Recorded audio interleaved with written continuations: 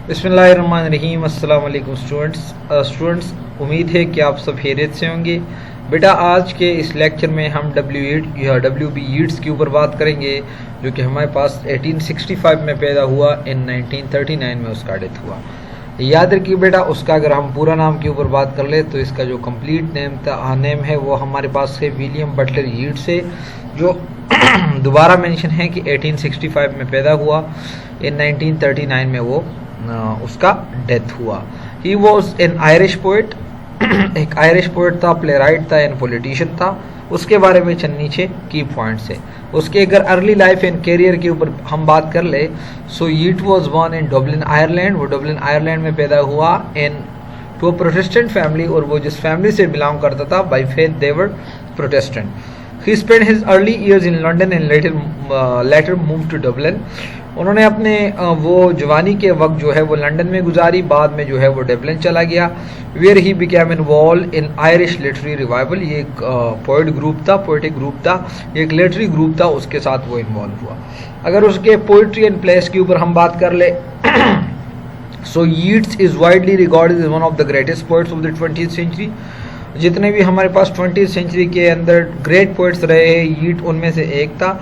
His poetry is known for lyricism. Lyricism बेटा हमारे पास क्या होता है, हमारे पास एक पीस ऑफ राइटिंग होता है, एक पीस ऑफ आर्ट होता है, जिसके अंदर आपको डीप इमोशन आपको मिलते हैं, जिसके अंदर जो है वो आपको डीप आप मैं ये कहूँगा कि उसके अंदर ग्रेट इमोशंस एंड जो हमारे पास फीलिंग होते हैं ना, तो उस पोइट्री के अंदर आपको मिल जाएगा। सिंबोलिज्म ऑलरेडी इसके ऊपर हम पिछले लेक्चर में बात कर चुके हैं कि मतलब एक something that represent something else. तो ये सिंबल का डेफिनेशन है कि एक चीज़ वो, जैसे कि वो पीस जो है वो हम जो है एक पिजन से जो है हमें अंदाज़ा होता है दिस इज पीस। ठीक है बेटा।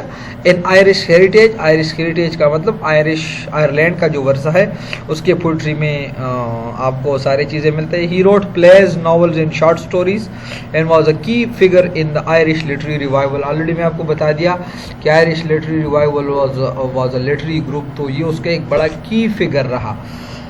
आयरिश नेशनलिज्म के ऊपर अगर हम बात कर ले तो हमारे पास Yeats was a strong advocate of the Irish nationalism and he was involved in the Irish independent movement। वो बड़ा एक्टिव बंदा था और जो आयरिश इंडिपेंडेंट मूवमेंट था ये उसके अंदर बड़ा इन्वॉल्व था। He was a member of the Irish senate from 1922 to 1928। मतलब 6 साल तक जो है वो आयरिश सेनेट का एक मेंबर भी रहा। अब बेटा नेक्स्ट उसके पोइट्री के अंदर आपको एक दो चीज़ें बहुत ज़्यादा मिल जाएंगे, जो कि एक का नाम है ओकल्टिज्म, दूसरा हमारे पास है स्पिरिचुअलिज्म।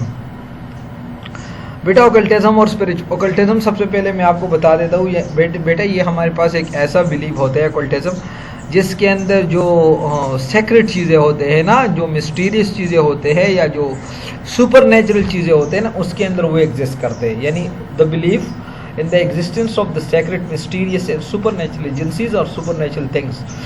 ऑकल्टिज्म वो बिलीव होते हैं ना जो सुपर नेचुरल चीज़ें होते हैं, वो सारी चीज़ें उसके अंदर एग्जिस्ट करते हैं। स्पिरिचुअलिज्म रूहानियत को कहते हैं, ऑलरेडी आप वो जानते हैं। So Yeats was interested in occultism and spiritualism, ये बड़ा उसके अंदर इंटरेस्टेड था। And he was a member of the Hermetic Order of the Golden Dawn. ये भी हमारे पास एक ग्रुप रहा है, वो उसके यहाँ एक मेंबर रहा। ही believe in the power of human imagination. ये बेटा बहुत ज़्यादा इंपॉर्टेंट है कि he believe in the power of human imagination and the importance of spiritual growth। Human imaginations के ऊपर उसका बड़ा बिलीव था, और इंसान का जो स्पिरिचुअल ग्रोथ होते हैं ना उसके ऊपर उसका बड़ा वो जो है बड़ा बिलीव था। अवार्ड्स एंड रिकग्निशन की अगर हम बात कर ले कि उन्होंने क्या अवार्ड जीते, सो याद रखिएगा उन्होंने ग्रेट जो नोबेल प्राइज़ होता है उसको 1923 में जो है फॉर लिटरेचर जो है उनको नोबेल प्राइज़ मिला था। ठीक है बेटा।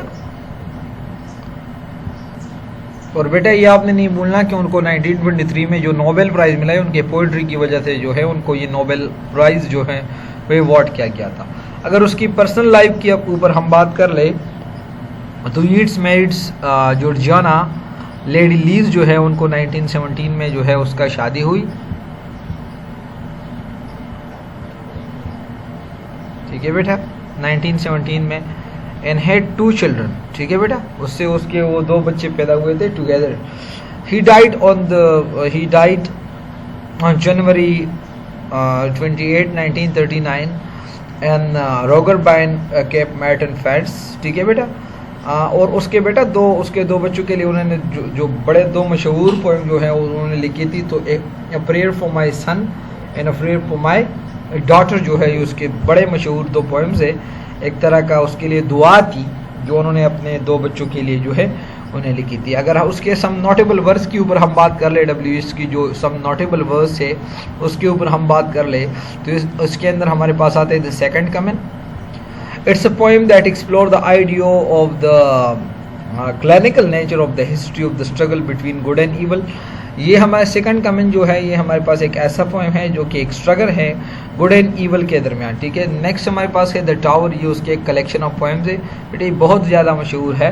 दैट रिफ्लेक्ट जब Yeats on life and experience, एक तरह का वो उसके अपने ज़िंदगी और पर्सनल लाइफ के बारे में ये जो है। और उसका नेक्स्ट जो वर्क है the wild songs of call, ये उसका नेक्स्ट कलेक्शन ऑफ पोएम है that explore theme of love nature and the passing of time, यानी जो वक्त की गुजरने के बारे में है, ये वक्त किस तरह गुजर जाता है और ये लव एंड नेचर को एक्सप्लोर करते हैं। ओवरऑल अगर हम बात कर ले सो बेटा WB यीट्स जो है William Butler Yeats was a complex and man multi facet figure. Multifacet का मतलब जो इसके अंदर एक वो क्वालिटी नहीं होती बल्कि varies who made significant contribution to the Irish literature and culture, जिन्हें काफ़ी हद तक जो है आयरिश कल्चर के साथ जो है उसके कंट्रीब्यूशन है और लिटरेचर के साथ। His poetry is always continue to be widely read and studied today, और इवन उसके पोइट्री जो है वो इतनी मशहूर